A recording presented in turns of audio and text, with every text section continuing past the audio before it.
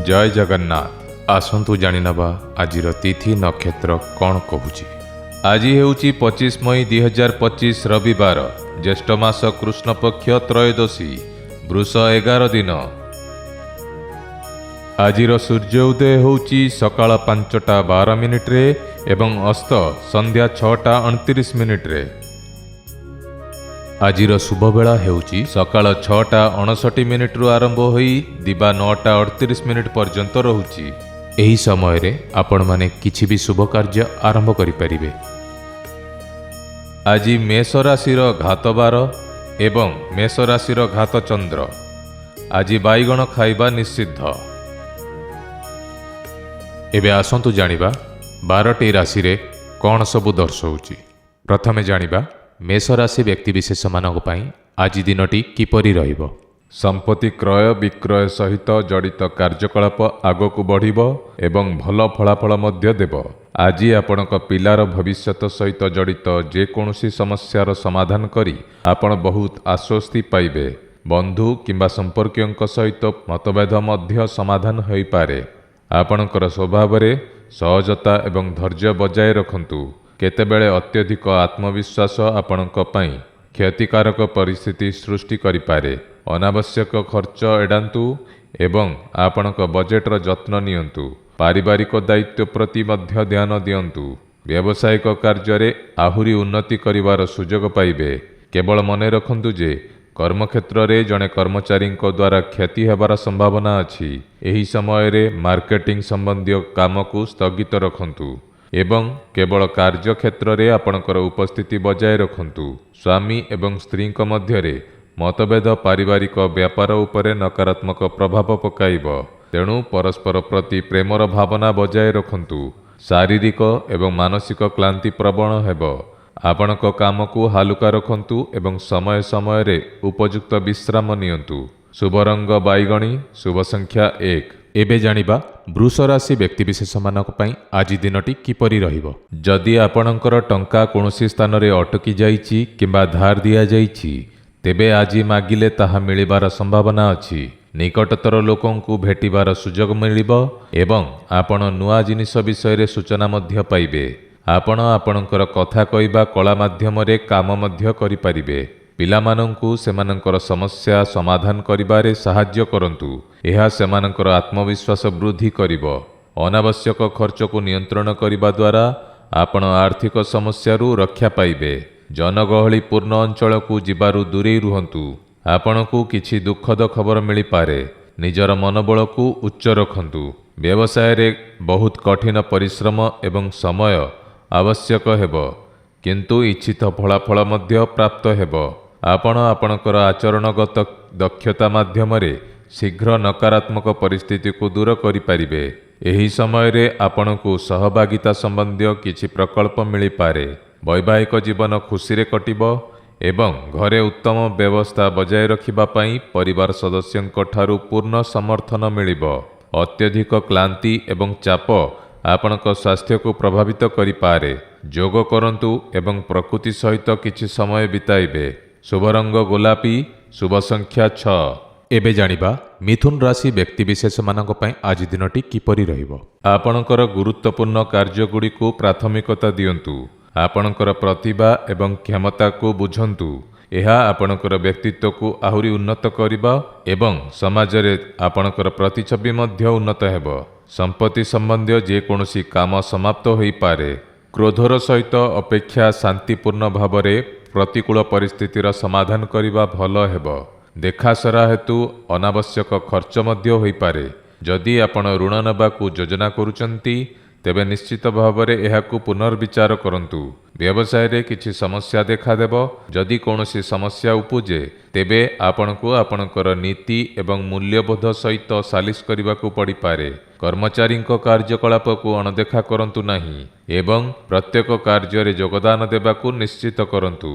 आपण परिवार सहित मनोरंजनमूलक समय बिताइबे, किंतु विपरीत लिंगर बंधुंक कारणरू आपण असुविधारे पड़ी पारंती।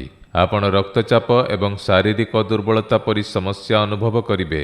निजकू अत्यधिक काम रे भारग्रस्त करंतु नाही। शुभ रंग आकाश नील, शुभ संख्या 5। ଏବେ ଜାଣିବା କର୍କଟ ରାଶି ବ୍ୟକ୍ତିବିଶେଷମାନଙ୍କ ପାଇଁ ଆଜି ଦିନଟି କିପରି ରହିବ। ପିଲାମାନଙ୍କୁ ସେମାନଙ୍କ କାମରେ ସାହାଯ୍ୟ କରିବା ଦ୍ୱାରା ସେମାନେ ସୁରକ୍ଷାର ଅନୁଭବ ପାଇବେ। ଚିନ୍ତାଧାରାର ଆଦାନ ପ୍ରଦାନ ସେମାନଙ୍କୁ ଏକ ନୂତନ ଦିଗଦର୍ଶନ ଦେଇପାରେ। ଯଦି କୌଣସି ଆର୍ଥିକ ସମ୍ପର୍କିତ ମାମଲା ଅଟକି ରହିଛି ତେବେ ଏହାକୁ ସମାଧାନ କରିବାର ଏହା ହେଉଛି ସଠିକ୍ ସୁଯୋଗ। ଯେକୌଣସି ସ୍ଥାନରେ କଥାବାର୍ତ୍ତା କରିବା ସମୟରେ ମନେ ରଖନ୍ତୁ ଯେ ନକାରାତ୍ମକ ଶବ୍ଦ ବ୍ୟବହାର କରାନଯାଏ। କାହାର ଭୁଲ ପରାମର୍ଶ ଆପଣଙ୍କ ପାଇଁ କ୍ଷତିକାରକ ହେବ। ପିଲାମାନଙ୍କ ସହିତ କିଛି ସମୟ ବିତାଇବା ଦ୍ୱାରା ସେମାନଙ୍କର ମନୋବଳ ବୃଦ୍ଧି ପାଇବ। ତଥାପି ଘରେ କୌଣସି ସମ୍ପର୍କୀୟଙ୍କ ଆଗମନ ହେତୁ ଆପଣଙ୍କୁ କିଛି ଗୁରୁତ୍ୱପୂର୍ଣ୍ଣ କାମ ସ୍ଥଗିତ ରଖିବାକୁ ପଡ଼ିପାରେ। ବ୍ୟବସାୟ କ୍ଷେତ୍ରରେ ଏକ ନୂତନ ପ୍ରକଳ୍ପକୁ ନେଇ ଉତ୍ସାହ ରହିବ ଏବଂ ଆପଣଙ୍କୁ ନିଜର ଦକ୍ଷତା ପ୍ରଦର୍ଶନ କରିବାର ସୁଯୋଗ ମିଳିବ। ଆମଦାନୀ ରପ୍ତାନି କାର୍ଯ୍ୟକଳାପରେ ଅତ୍ୟଧିକ ଟଙ୍କା ନିବେଶ କରନ୍ତୁ ନାହିଁ। ଋଣ ଟଙ୍କା କିମ୍ବା ପରିଶୋଧ ପାଇଁ ଦିନଟି ଅନୁକୂଳ। ପରିବାରର କୌଣସି ସଦସ୍ୟଙ୍କ ସଫଳତା ହେତୁ ଘରେ ଉତ୍ସବର ପରିବେଶ ରହିବ। ଯୁବକମାନେ ମଧ୍ୟ ଡେଟିଂ ଉପଭୋଗ କରିବେ। ଅତ୍ୟଧିକ ବ୍ୟସ୍ତତା ହେତୁ ଆପଣ ଥକାପଣ ଅନୁଭବ କରିପାରନ୍ତି। ଅତ୍ୟଧିକ ଭାରୀ ଏବଂ ଭଜା ଖାଦ୍ୟ ଖାଇବାରୁ ନିଜକୁ ରକ୍ଷା କରନ୍ତୁ। ଶୁଭ ରଙ୍ଗ ଗୋଲାପୀ, ଶୁଭ ସଂଖ୍ୟା 1। ଏବେ ଜାଣିବା ସିଂହ ରାଶି ବ୍ୟକ୍ତିବିଶେଷମାନଙ୍କ ପାଇଁ ଆଜି ଦିନଟି କିପରି ରହିବ। ଘରେ ନିକଟ ସମ୍ପର୍କୀୟଙ୍କ ଗତିବିଧି ହେବ। ଏକ ଆଧ୍ୟାତ୍ମିକ ସ୍ଥାନରେ କିଛି ସମୟ ବିତାଇବା ଦ୍ୱାରା ଆପଣଙ୍କୁ ଆଧ୍ୟାତ୍ମିକ ଶାନ୍ତି ମିଳିବ ଏବଂ ଏକ କ୍ଳାନ୍ତିକର ଦିନଚର୍ଯ୍ୟାରୁ ମଧ୍ୟ ମୁକ୍ତି ମିଳିବ। ଆର୍ଥିକ ସମ୍ପର୍କିତ ଯେକୌଣସି କାମ ସମ୍ପୂର୍ଣ୍ଣ ହୋଇପାରେ। ଆଜି ବ୍ୟକ୍ତିଗତ ଏବଂ ପାରିବାରିକ କାର୍ଯ୍ୟକଳାପ ପ୍ରତି ବିଶେଷ ଧ୍ୟାନ ଦେବାର ଆବଶ୍ୟକତା ଅଛି। ଆୟ ସହିତ ଖର୍ଚ୍ଚ ମଧ୍ୟ ଜାରି ରହିବ। ଆପଣଙ୍କୁ କୌଣସି ଅସହାୟ ସମ୍ପର୍କୀୟଙ୍କୁ ମଧ୍ୟ ସାହାଯ୍ୟ କରିବାକୁ ପଡ଼ିପାରେ। ଅନ୍ୟମାନଙ୍କୁ ଭେଟିବା ସମୟରେ ନିଶ୍ଚିତ ଭାବରେ ନିଜର ଆତ୍ମସମ୍ମାନକୁ ମନେ ରଖନ୍ତୁ। ବ୍ୟବସାୟ ସମ୍ବନ୍ଧୀୟ କିଛି ସମସ୍ୟା ଲାଗି ରହିବ। ଆମଦାନୀ ରପ୍ତାନି ସମ୍ବନ୍ଧୀୟ କାମରେ ମଧ୍ୟ ବାଧା ସୃଷ୍ଟି ହୋଇପାରେ। ଏହା ବହୁତ ଶାନ୍ତ ଭାବରେ ସମାଧାନ ଖୋଜିବାର ସମୟ। କିଛି ନୂତନ କାମ ଆରମ୍ଭ ସହିତ ଜଡ଼ିତ କୌଣସି ଗୁରୁତ୍ୱପୂର୍ଣ୍ଣ ସରକାରୀ ଯାତ୍ରା ବାତିଲ ହେବା ଯୋଗୁଁ କିଛି ନିରାଶା ହେବ। ପରିବାର ସଦସ୍ୟମାନେ ପାରସ୍ପରିକ ସମନ୍ୱୟ ମାଧ୍ୟମରେ ଘରର ଉପଯୁକ୍ତ ବ୍ୟବସ୍ଥା ବଜାୟ ରଖିବେ। ପ୍ରିୟ ବନ୍ଧୁଙ୍କୁ ଭେଟିବା ପରେ ଆପଣଙ୍କ ମନ ଖୁସି ହେବ। ବଢ଼ୁଥିବା ଗରମ ଯୋଗୁଁ ଅସାବଧାନ ହୁଅନ୍ତୁ ନାହିଁ। ଏକ ଶୃଙ୍ଖଳିତ ଦୈନନ୍ଦିନ କାର୍ଯ୍ୟଧାରା ବଜାୟ ରଖନ୍ତୁ। ଆପଣଙ୍କ ଖାଦ୍ୟ ପ୍ରତି ବିଶେଷ ଧ୍ୟାନ ଦିଅନ୍ତୁ। ଶୁଭ ରଙ୍ଗ ହଳଦିଆ, ଶୁଭ ସଂଖ୍ୟା 3। ଏବେ ଜାଣିବା କନ୍ୟା ରାଶି ବ୍ୟକ୍ତିବିଶେଷମାନଙ୍କ ପାଇଁ ଆଜି ଦିନଟି କିପରି ରହିବ। ସମ୍ପତ୍ତି ସମ୍ବନ୍ଧୀୟ କୌଣସି କାମ ଆପଣଙ୍କ ସପକ୍ଷରେ ହୋଇପାରେ। ସମ୍ପର୍କୀୟମାନଙ୍କ ମଧ୍ୟରେ ଯେକୌଣସି ବିବାଦୀୟ ମାମଲାରେ ଆପଣଙ୍କ ସମର୍ଥନ ନିର୍ଣ୍ଣାୟକ ହେବ। ଆପଣଙ୍କର ବୁଦ୍ଧିମତ୍ତା ଏବଂ ଜ୍ଞାନ ବିଷୟରେ ମଧ୍ୟ ଆଲୋଚନା କରାଯିବ। ଅତ୍ୟଧିକ ଆତ୍ମବିଶ୍ୱାସ ଏବଂ ଅହଙ୍କାର ଯୋଗୁଁ ବନ୍ଧୁମାନଙ୍କ ସହ ସମ୍ପର୍କ ଖରାପ ହୋଇପାରେ। ଆପଣଙ୍କର ପରିବାର ଏବଂ ଘରର ବୟସ୍କମାନଙ୍କୁ ମଧ୍ୟ ଆପଣଙ୍କର ଯତ୍ନ ଆବଶ୍ୟକ। ତେଣୁ ସେମାନଙ୍କର ମଧ୍ୟ ଯତ୍ନ ନିଅନ୍ତୁ। ଛାତ୍ରମାନେ କୌଣସି ବିଷୟରେ ଅସୁବିଧାର ସମ୍ମୁଖୀନ ହୋଇପାରନ୍ତି। କର୍ମକ୍ଷେତ୍ରରେ କୌଣସି କାର୍ଯ୍ୟକଳାପକୁ ଅଣଦେଖା କରନ୍ତୁ ନାହିଁ, କାରଣ ଯେକୌଣସି କର୍ମଚାରୀଙ୍କ ନକାରାତ୍ମକ ମନୋଭାବ ଆପଣଙ୍କ ପାଇଁ ମଧ୍ୟ ସମସ୍ୟା ସୃଷ୍ଟି କରିପାରେ।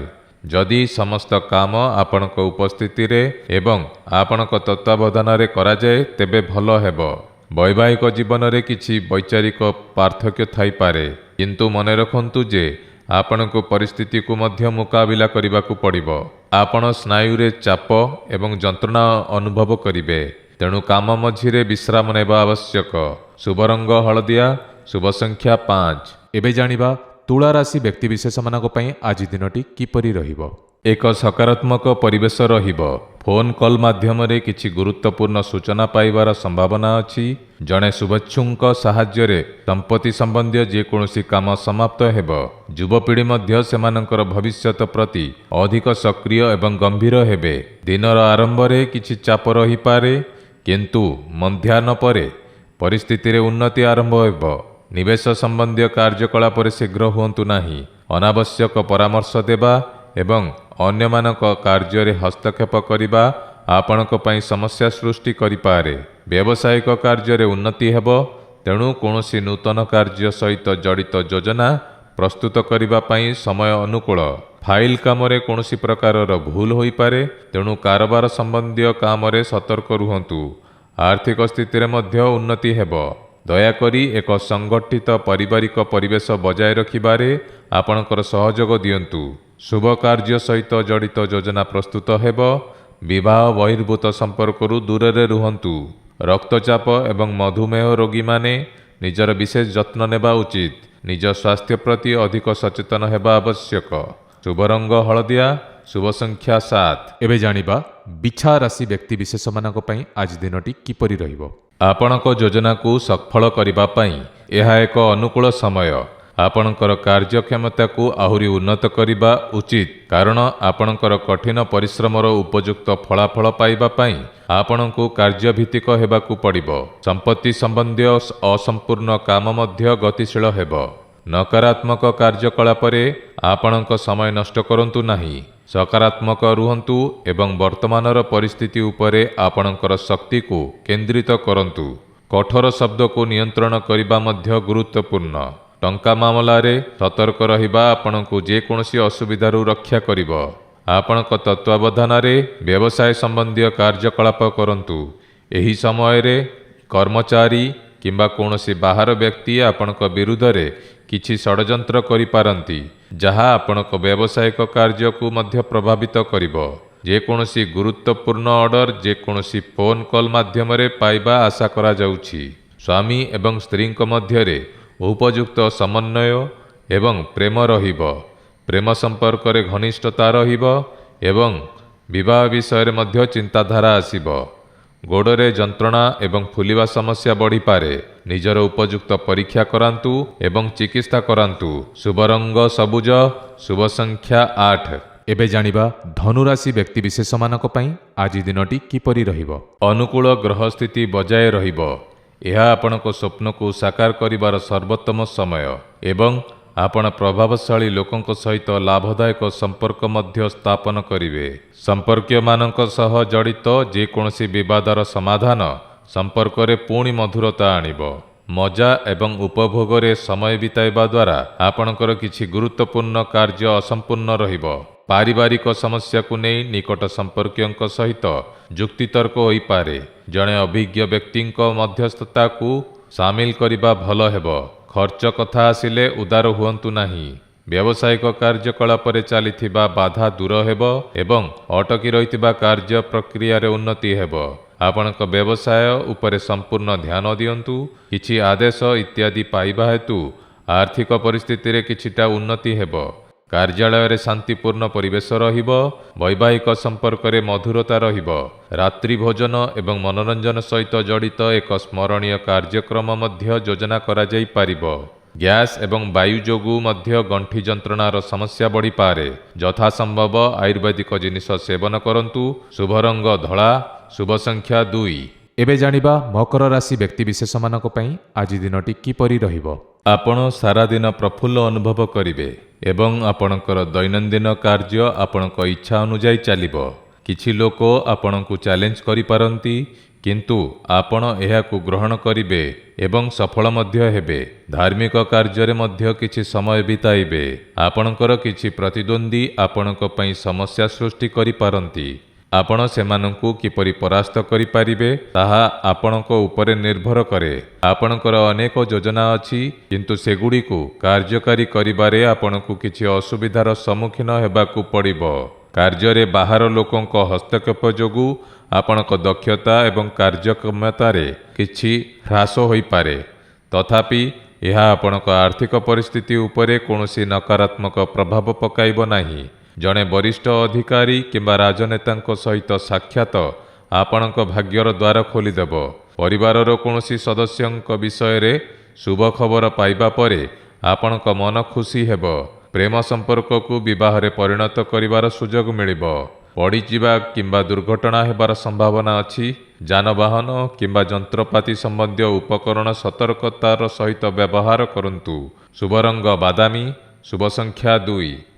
ଏବେ ଜାଣିବା କୁମ୍ଭ ରାଶି ବ୍ୟକ୍ତିବିଶେଷମାନଙ୍କ ପାଇଁ ଆଜି ଦିନଟି କିପରି ରହିବ। ଆପଣଙ୍କ କଠିନ ପରିଶ୍ରମ ଏବଂ ପ୍ରୟାସ ଯୋଗୁଁ ପଡ଼ି ରହିଥିବା କାମ ସମାପ୍ତ ହୋଇପାରିବ। ଆପଣ ନିଜ ଭିତରେ ଆଶ୍ଚର୍ଯ୍ୟଜନକ ଆତ୍ମବିଶ୍ୱାସ ଏବଂ ଆତ୍ମଶକ୍ତି ଅନୁଭବ କରିବେ। ଯଦି ଆପଣ ମାନସିକ ଶାନ୍ତି ଚାହୁଁଛନ୍ତି, ତେବେ ଆଧ୍ୟାତ୍ମିକ କାର୍ଯ୍ୟକଳାପରେ କିଛି ସମୟ ବିତାଇବେ। ଏହା ମଧ୍ୟ ଚ୍ୟାଲେଞ୍ଜର ସମ୍ମୁଖୀନ ହେବାର ସମୟ। ଅଦରକାରୀ ଜିନିଷରେ ଅତ୍ୟଧିକ ଖର୍ଚ୍ଚ ହେବ, ଯାହା ମାନସିକ ଚାପ ସୃଷ୍ଟି କରିପାରେ। ପରିବାରର ଯେକୌଣସି ସଦସ୍ୟଙ୍କ ସ୍ୱାସ୍ଥ୍ୟର ବିଶେଷ ଯତ୍ନ ନେବା ଗୁରୁତ୍ୱପୂର୍ଣ୍ଣ। ବ୍ୟବସାୟିକ କାର୍ଯ୍ୟକଳାପ ଶାନ୍ତିପୂର୍ଣ୍ଣ ଭାବରେ ସମାପ୍ତ ହେବ। ଆପଣ ଆପଣଙ୍କର ଦାୟିତ୍ୱ ମଧ୍ୟ ଭଲ ଭାବରେ ନିର୍ବାହ କରିବେ। କୌଣସି ନୂତନ କାର୍ଯ୍ୟ ସହିତ ଜଡ଼ିତ କୌଣସି ପ୍ରକଳ୍ପ ସମାପ୍ତ କରିବା ପୂର୍ବରୁ ଏହାକୁ ପୁଣି ଥରେ ଯାଞ୍ଚ କରିବାକୁ ନିଶ୍ଚିତ କରନ୍ତୁ। ଘର ଏବଂ ପରିବାରରେ ଖୁସିର ପରିବେଶ ରହିବ। ଜଣେ ଅବିବାହିତ ସଦସ୍ୟଙ୍କ ପାଇଁ ଉପଯୁକ୍ତ ବିବାହ ପ୍ରସ୍ତାବ ଆସିପାରେ। ସ୍ୱାସ୍ଥ୍ୟ ଭଲ ରହିବ, କିନ୍ତୁ ଆପଣଙ୍କର ଦୈନନ୍ଦିନ କାର୍ଯ୍ୟସୂଚୀ ଏବଂ ଖାଦ୍ୟପେୟକୁ ବ୍ୟବସ୍ଥିତ ରଖିବା ବହୁତ ଗୁରୁତ୍ୱପୂର୍ଣ୍ଣ। ଶୁଭ ରଙ୍ଗ କେଶର, ଶୁଭ ସଂଖ୍ୟା 8। ଏବେ ଜାଣିବା ମୀନ ରାଶି ବ୍ୟକ୍ତିବିଶେଷମାନଙ୍କ ପାଇଁ ଆଜି ଦିନଟି କିପରି ରହିବ। ଆପଣଙ୍କର ଯୋଜନା ଏବଂ କାର୍ଯ୍ୟକଳାପ ବିଷୟରେ ଜଣେ ଅଭିଜ୍ଞ ବ୍ୟକ୍ତିଙ୍କ ସହିତ ପରାମର୍ଶ କରିବାକୁ ନିଶ୍ଚିତ କରନ୍ତୁ। ଏହି ସମୟ ଅନୁକୂଳ। ଆପଣ ନିଶ୍ଚିତ ଭାବରେ ଭଲ ଫଳାଫଳ ପାଇବେ। ଆପଣ ଘରେ ଏବଂ ବ୍ୟବସାୟରେ ବହୁତ ଭାବିଚିନ୍ତି ନିଷ୍ପତ୍ତି ନେବେ। ମନେ ରଖନ୍ତୁ ଯେ ଘରଲୋକଙ୍କ ସହିତ ଅଧିକ ହସ୍ତକ୍ଷେପ କରନ୍ତୁ ନାହିଁ। ସମସ୍ତଙ୍କୁ ସେମାନଙ୍କ ଇଚ୍ଛା ଅନୁଯାୟୀ ସ୍ୱାଧୀନତା ଦିଆଯିବା ଆବଶ୍ୟକ। ଏହା ଘରର ବାତାବରଣକୁ ଖରାପ କରିବ ନାହିଁ ଏବଂ ପିଲାମାନଙ୍କ ମଧ୍ୟରେ ଆତ୍ମବିଶ୍ୱାସ ମଧ୍ୟ ସୃଷ୍ଟି କରିବ। ଯଦି ଆଜି କୌଣସି ଯାତ୍ରା ଯୋଜନା ଅଛି, ତେବେ ଏହାକୁ ସ୍ଥଗିତ ରଖିବା ଭଲ ହେବ। କାମର ଅତିରିକ୍ତ ଚାପ ରହିବ, ତଥାପି ଏହା ଉପଯୁକ୍ତ ଫଳାଫଳ ମଧ୍ୟ ଦେବ। ବଜାରରେ ଆପଣଙ୍କର ସ୍ଥିତି ଆପଣଙ୍କ ପ୍ରତିଭା ଏବଂ କ୍ଷମତା ଅନୁସାରେ ହେବ। ନୂତନ ଚୁକ୍ତିନାମା ହେବାର ସମ୍ଭାବନା ମଧ୍ୟ ଅଛି। କାମରେ ଅତ୍ୟଧିକ କାମର ବୋଝ ହେତୁ ଆଜି ମଧ୍ୟ ଆପଣଙ୍କୁ ସମୟ ଦେବାକୁ ପଡ଼ିପାରେ। ପରିବାର ବ୍ୟବସ୍ଥାରେ ଥିବା ଯେକୌଣସି ଭୁଲ ବୁଝାମଣାର ସମାଧାନ ହେବ ଏବଂ ପରିବାରରେ ପୁଣି ଏକ ଖୁସିର ପରିବେଶ ସୃଷ୍ଟି ହେବ। ଆପଣଙ୍କ ପ୍ରେମ ସାଥୀଙ୍କୁ ନିଶ୍ଚିତ ଭାବରେ ଉପହାର ଦିଅନ୍ତୁ। କାଶ ଏବଂ ଥଣ୍ଡା ଭଳି ସଂକ୍ରମଣ ହୋଇପାରେ। ଯଥାସମ୍ଭବ ଆୟୁର୍ବେଦିକ ଜିନିଷ ସେବନ କରନ୍ତୁ। ଶୁଭ ରଙ୍ଗ କେଶର, ଶୁଭ ସଂଖ୍ୟା 2। ପ୍ରତିଦିନ ରାଶିଫଳ ଦେଖିବା ପାଇଁ ଭିଡ଼ିଓକୁ ଗୋଟିଏ ଲାଇକ୍ କରନ୍ତୁ ଏବଂ ଆମ ଚ୍ୟାନେଲକୁ ସବସ୍କ୍ରାଇବ୍ କରି ପାଖରେ ଆସୁଥିବା ବେଲ୍ ଆଇକନ୍କୁ ପ୍ରେସ୍ କରନ୍ତୁ।